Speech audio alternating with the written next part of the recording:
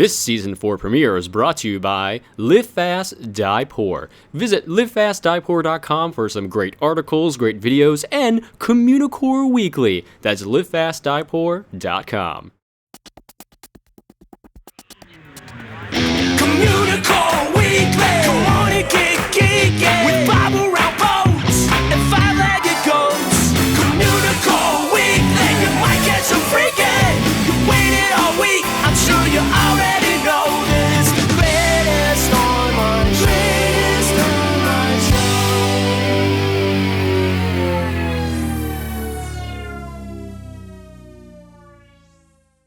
Hello, and welcome to Communicore Weekly, the greatest online show and home of the world's first pair of independently born identical twins. I'm George. And I'm Jeff, and this is the Season 4 premiere of Communicore Weekly. Thank you for the cheering. I can hear it all the way from here. I appreciate it. We took a very nice, week-long hiatus, and now we're back again to bring you the great content that you expect from us. It never feels like a hiatus. No, it never does. What's a hiatus? I don't know. The hiatus is usually us reminding the Communicore Weekly Orchestra to get our new theme song ready. That's true. That's true. They take a hiatus every year from a new theme song, and then it's usually the last 3 days before this episode premieres we get a new one. And it's always fantastic, so it works out pretty well. Well, besides being on livefastdiepoor.com now, we've got some other exciting news that we've been teasing everybody for a very, very long time. Yes, we have. So last year, our theme for the entire season was taking a look at the 1964-1965 New York World's Fair, and we had a great time with that. However, it was kind of just interspersed without the season. We only did it every so often. But now we have something that's going to take place the entire season long, and not only is it going to benefit you guys, I don't know where I was going with that. It's just going to benefit you guys. Is it going to benefit us? It's really not going to benefit us. I mean, it is, because we're building goodwill, but it's great for you guys. And the cadets will be happy and thrilled like that. So basically, Season 4 is going to be the year of a million or so limited time cadets. Very excited about this. I'm just looking to let that sink in for a second. Year? Yeah, go ahead, say of a million or so limited time cadets. Yes, and we do promise this celebration will last one calendar year. Yes, it will absolutely. It's not going to be 18 months. No. It's this one calendar year, and that's it. So what does this mean? Well, basically, kind of like a certain theme park that had prizes like every week, that's exactly what we're going to do. Every single week, we're going to pick one cadet, and we're going to send them a prize in the mail. And it's going to be awesome. And that's why we've sort of been asking for people's names, addresses, and birthdays, because you may have noticed on Facebook or Twitter that a few of our cadets have received birthday cards already, including Jeff Lepak, who said that his Communicore Weekly birthday card was his greatest present he'd ever received. Thanks, Jeff. That means a lot to us. Also, quick shout out to Jeff Delgado, who actually designed the birthday card, because it's incredible. So yes, that's just one of many things that's going to take place during this year. We'll have a winner every week. We'll announce this week's winner at the end of the show, so you'll know to wait by your mailbox for the gift that we're sending to you, winner this week. But also, I finally got around to getting us a P.O. box. And that means we finally have Communicore Weekly Cadet membership cards.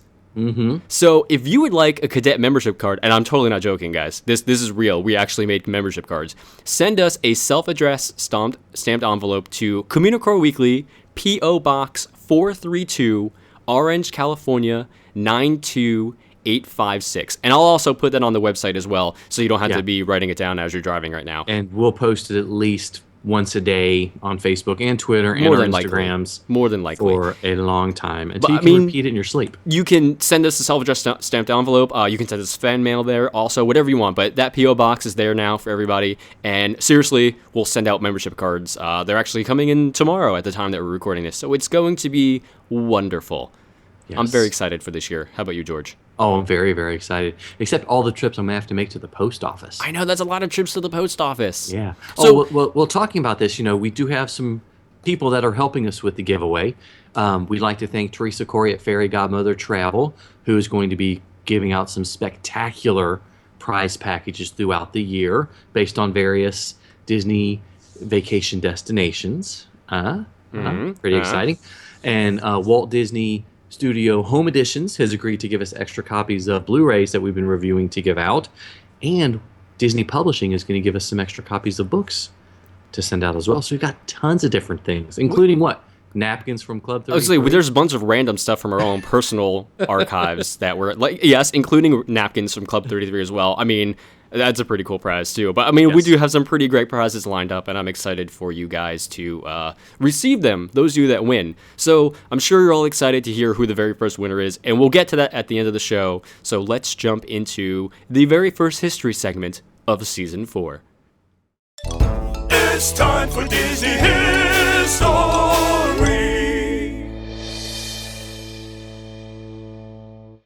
On this show, when we say Walt, we all know who we mean. But in Southern California, there was another Walt who arrived first and some say made the first theme park in America. The year 1920. The people, Walter and Cordelia Knott. Now why does this matter? Well, that is when these two moved to the then sleepy county of Buena Park, California to farm 20 acres of land that they were renting. The Knott family sold berries, berry preserves, and pies from a roadside stand along State Route 39. And that very first winter in Buena Park was ridiculously cold, and much of their initial crop was destroyed by the frost. But Walter, who really wasn't a guy who gave up easily, he took what he had and he began selling it directly to grocers, kind of eliminating the middleman, which took a lot of his profit. So he was able to make a little bit of money for himself. Okay, so by 1927, Walter had bought 10 acres of land for his family to own themselves. And when the Depression hit a year later, prices for land went way down, allowing him to actually buy another 10 acres. He spent the last of his family's savings to build an adobe structure that became the farm's first permanent building. Built in 1928, the building was 80 feet long and housed a tea room, berry market, and nursery where the berry plants were sold. I was thinking it was like for like baby berry plants. No, not that kind of nursery, like where they rock the berries to sleep. Yeah, because that's kind of sweet and cute. It is kind of adorable, actually. Yeah. I like that image. Anyway, so in 1932, on a visit to Rudolph Boysen's farm in nearby Anaheim, Walter was introduced to this new hybrid berry of blackberry, red raspberry, and loganberry. And this crazy concoction, which was crossbred by Boysen himself, it was kind of wilting away and really dying off. So Rudolph gave Walter his last 6 berry hybrid plants, which Walter took back home and he cultivated back to health. And when the family sold the berries at the roadside stand, people asked, what kind of berries are these? And Walter said, boysenberries, named after Rudolph Boysen. See, I thought that'd be a great name for like a boys band. Boysenberries? Yeah, boysenberries, like, you know, One Direction or... Boysenberry Boys? Something. Boysenberry Bears? Yeah, you do it that way. That sounds like a book series. I would read that. However, with the Depression still raging on... Boy, I shouldn't have said that with a smile. It was so sad. Jeez. Okay, the Knotts found themselves in financial trouble. In order to help make ends meet, Cordelia reluctantly began serving fried chicken dinners on their wedding china to their customers in 1934 in the small tea room. For dessert, she baked boysenberry pie. She served 8 dinners that first night for 65 cents a piece. What a steal! That's amazing. Yes. So word began to get out how delicious these dinners were, and as Southern California developed, Highway 39 became this major north-south connection between Los Angeles County and the beaches of Orange County. So the restaurant became a popular rest stop for drivers making the 2-hour trip in those days, long before Judge Doom introduced the world to the concept of freeways, because we all know freeways are the wave of the future. So as the crowds grew, the Knotts began beautifying the area and adding little displays out back. Knott's Berry Place, as it was then known, was becoming a roadside attraction. By 1940, there was a lake, a rock garden, wishing wells, an old stagecoach, water wheels, and a grindstone, a replica of George Washington's Mount Vernon fireplace, and even a rumbling volcano. There was even a gold mine where guests could pan for gold while they waited for a table. Now, Westerns were extremely popular at that time, and Walter kind of wanted to celebrate the story of pioneers. So originally he was going to build just one building, and then decided, why not build an entire town? So in 1940, just after berry season, Knott set his construction crew to work on these buildings to build this ghost town out of buildings and materials that were salvaged from all over the western United States.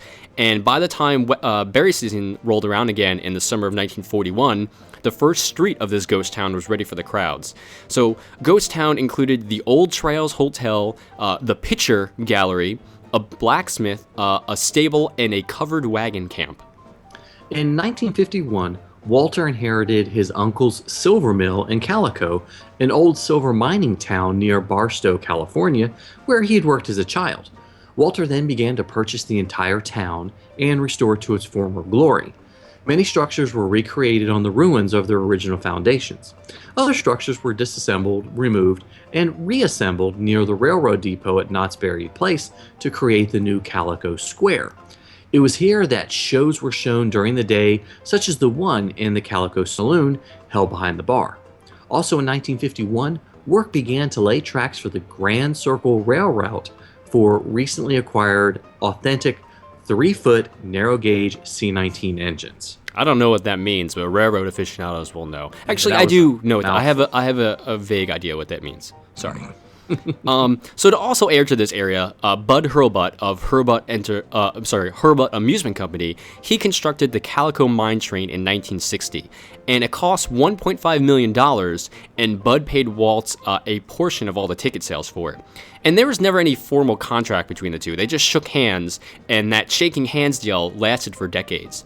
And the ride itself is actually still considered to be a classic today, and a great innovator for many theme park rides that would come years later at other theme parks, especially in Southern California.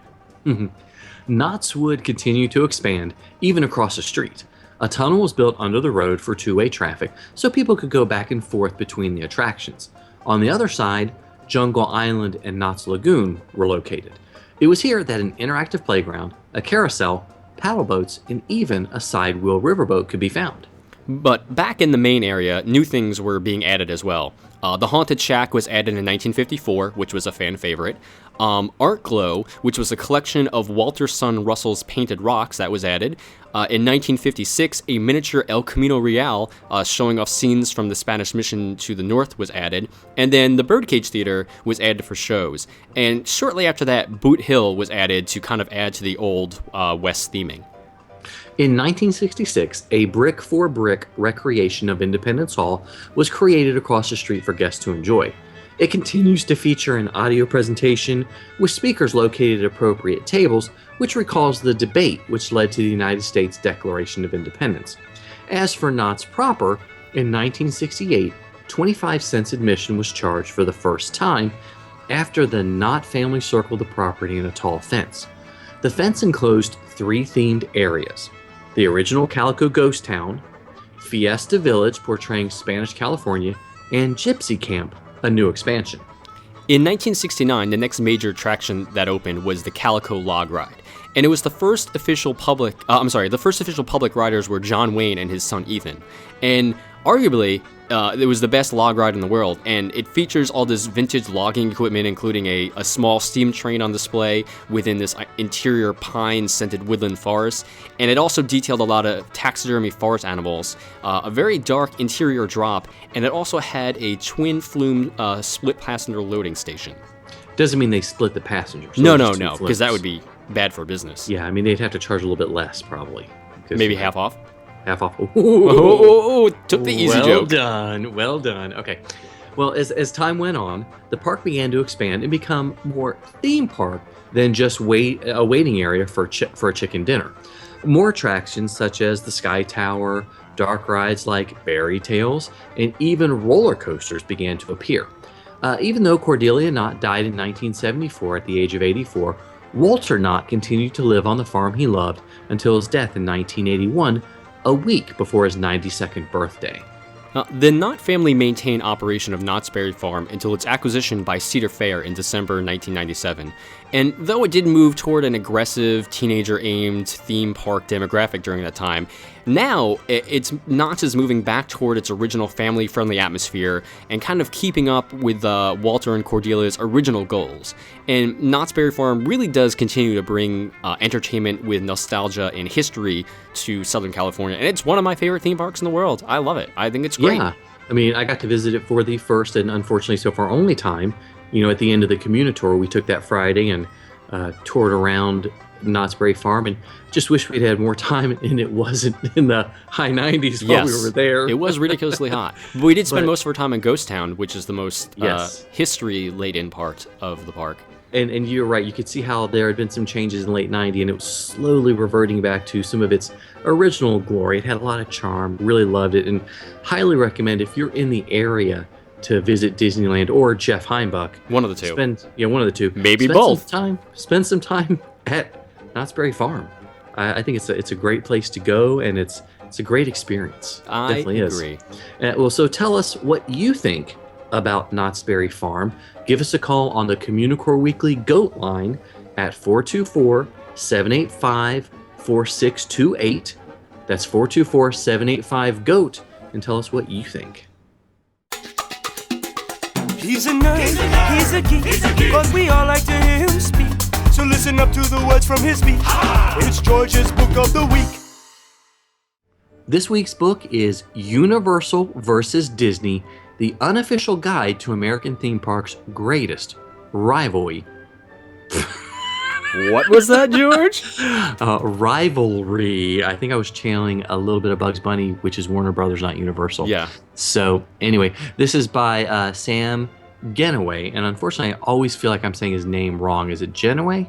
Genoway. Genoway. It is Genoway. It's Genoway. I apologize, Sam. I apologize. I apologize to you. Okay. So the Universal Studios theme parks have always sort of been on my periphery, but more as like a pale comparison to Disney, so to speak. I did visit Universal in Hollywood in 1997, and the visit itself really left me cold. And we didn't even ride Jurassic Park. And it was sunny California, so go figure. What? Yeah, so I sort of stayed away from the Florida parks until a visit in December of 2013. As expected, I was blown away by the Wizarding World of Harry Potter and some of the changes that I know had happened, and I wanted to find out more about the Universal theme parks. After a cursory search of the literature, there really just is not much out there about Universal itself. Yeah, I mean, the Universal parks are always kind of left out when it comes to a detailed telling of their history. Until now, that is. Sam has written this wonderful book that tells the park's story, from their early days as just a studio tour to current developments happening on both coasts. And it's actually really good. I really enjoyed it. Yeah, one of the things that surprised me was how much of a history Universal has, and really how intertwined it was with the Disney Studios and Disneyland, which were pretty much right up the street. Genoway starts with a look at the true beginnings, as he calls it, of the Disney-Universal feud that started in the mid-1980s when Michael Eisner announced a studio tour / park at Walt Disney World that was going to challenge the supposedly forthcoming Universal Park, which had been announced sort of in the mid-70s, kind of, sort of. After that, Genoway takes us back to the beginnings of Universal, or IMP or IMP, the Independent Moving Pictures Company, and introduces us to Carl Laemmle. To me, the story is just kind of really incredible, and it weaves throughout Hollywood and theme park history. And, it's amazing to me that when they started it, they didn't start going into the theme park business, but they went in the direction to order, just to compete with the mouse that was up the street in both locations. That's how they got to the theme park business. But having said that, the title of the book, Universal versus Disney, it's kind of a misdirection because, it does go over a little bit of the feuding between the two over the years, but the book is definitely about Universal's history. Like, it's all Universal history all the time. Yeah. I felt like the use of the Universal versus Disney as a title sort of was like a misnomer, like a red herring. It's simply a way to sell copies of the book, but once people read it and find out about it, they're going to buy it because it is a good book. The feud part really isn't much of the overall book, as we've sort of mentioned. It's probably less than 10% of the book, which, of course, we did lots of scientific study to come up with that. For science. Yes. There are a few things I would like to have seen done differently in the book. I really, really wish there had been some maps, especially of the Hollywood area, because they kept talking about, well, we removed 4 million cubic feet of dirt off the top of this mountain to create this area. it just would have been nice, even if it was something that Sam had drawn himself on a napkin, to show the changes of the parks over the years. That part felt a little bit to me. Beyond that, was about it. Yeah. I mean, again, like you just said, I would have loved to seen, the layout of the park change as the story progressed, but I'm a visual person, so that's kind of just me. But even without the maps, I still enjoyed visualizing how the parks looked way back then versus how they look today. And it's kind of interesting to finally hear the story and how all these things came together to make a theme park, or 2 or 3 now in this case, because it really wasn't about being a theme park at first. It was just a place where folks could come and learn about how movies are made. And to me, to see what they turned it into from that is really amazing. Yeah, to hear about the stars and whether or not it was in their contract, that they could leave the area if the tram came through, was kind of a neat little point, that some of the actors didn't like being around the tram. But anyway, common people, who wants to deal with them? Yeah. So Genoa, he really did an outstanding job of documenting the early years of Universal, especially all the changes, especially in personnel that helped found the parks and create them, and the different attractions. I still wish I could go back and do the Battlestar Galactica. That would have been so cool. I don't know how I missed that one. So you're not going to find a better history of Universal that's as accessible and really in one place as the Universal versus Disney book. It did kind of strike me odd, though, that there wasn't as much coverage of the last few years, especially with the addition of Harry Potter. That really was a game changer for Orlando and got us the Princess expansion at Magic Kingdom. So I mean, that may have just been cut because, the older guard of Universal creatives were more loose-lipped about the thing they started years ago, as opposed to the newer management of today.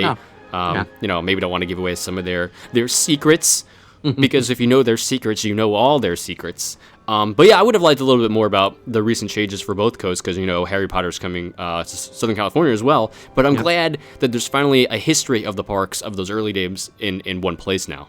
Oh, yeah, definitely. I mean, overall, Genoa has written a very solid history of the Universal theme parks, and it's really made me appreciate them that much more. And, we always talk a lot about how much we would love to have visited Walt Disney World in the 70s or Disneyland in the 60s to see it. I really wish I could have visited Universal in the 60s and 70s to see it evolve and change in the different shows they had offered.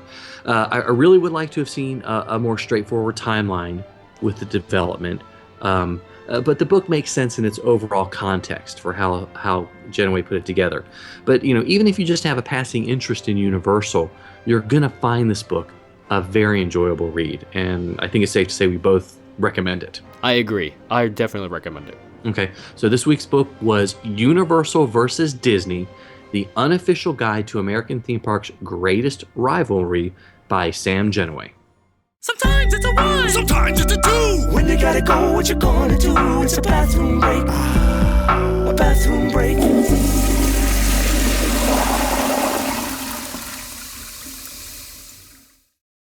And now's the point in our show where we take a minute for a bathroom break, because we all know at the beginning of season 4, you've been waiting till season 4 to hold it in. I know it's okay. But this time on the season 4 premiere, we're going to be talking about a bathroom that you need to cross a river to get to. So if you find yourself on Pirate's Lair on Tom Sawyer Island at Disneyland, you'll actually have 2 options to use the restroom. And one is a small shack on the right side of the island, which are probably the second smallest bathrooms at the Disneyland Resort, with the Enchanted Tiki Room coming in first. Not a lot of room to move around in that small shack at all. But you also have the option of using the one at Fort Wilderness in the far back of the island, which is a little more spacious, but not by much. So, the next time you're escaping from pirates or you need a reprieve from painting a fence, head over to one of these 2. Now, since it's on an island, it's probably a little less crowded than usual, but if others had the same idea, you may be waiting online for a few minutes, or you may be populating the rivers of America. It really depends how it goes. I don't recommend that last part, though. That's probably a problem. That's gross. Yeah, Forget I said that. I'm glad you only mentioned water a few times. Water? Can we take a break for a second? I'll be right back. Sometimes you might see it, sometimes you don't. Hey, look, what's that? It's a 5-legged goat. Now, when you're getting hungry at Walt Disney World's Magic Kingdom, Personally, I would head over to Pecos Bill Tall Tale Inn and Cafe. I kind of like that place. I know their food isn't the best. I just like the atmosphere. Because when you're there, there's a bunch of items that were given to Bill by fellow folklore legends that are all over the walls. And several of the characters have a connection to Disney in some way, like Paul Bunyan or Johnny Appleseed, but there is one that has sat on the wall for years with no apparent connection to Disney until the summer of 2013. And the case on the wall held this single black face mask and a silver bullet, and the plaque next to it, which would tell you what it's from, has always been unmarked for some reason, leaving guests to question who it was. However, those who know the Lone Ranger history know that it belongs to none other than the masked man himself. The silver bullet was actually his calling card and his symbol of justice in a way. And since the film came out, it makes even more sense for it to be there. Now, if they can just make it so the plaque actually says that, someone just forgot it was there probably, I'm sure. But this is your reminder, Imaginary. Yeah, I was going to say, now they'll fix it, right? Now they will. Somebody report on that in a couple of weeks and let us know if they put that plaque there.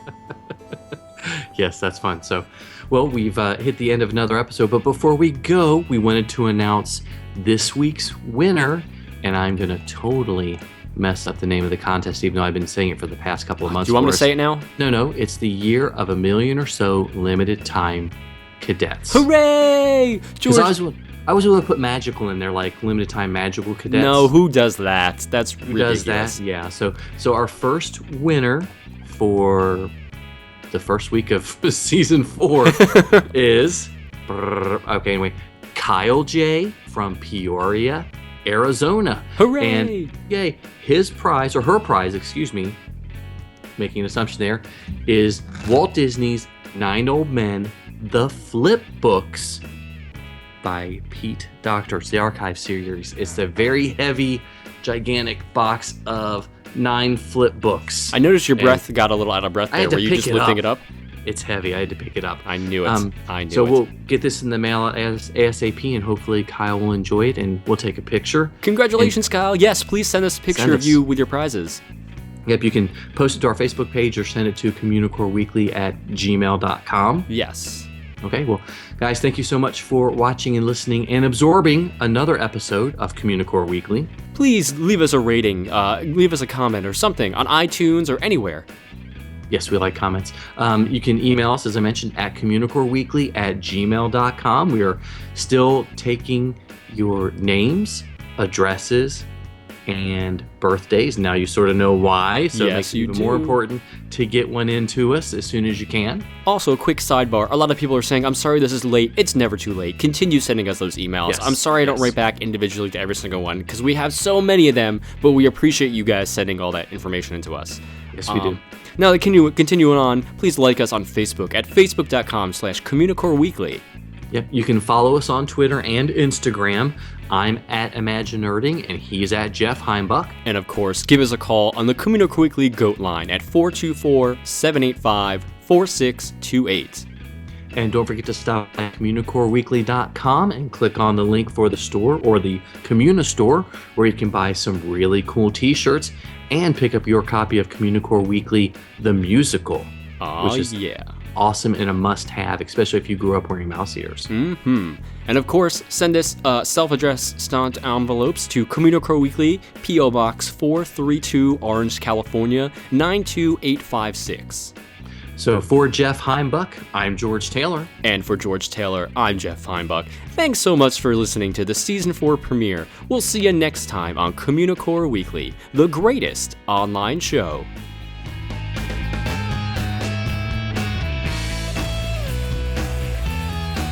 14J.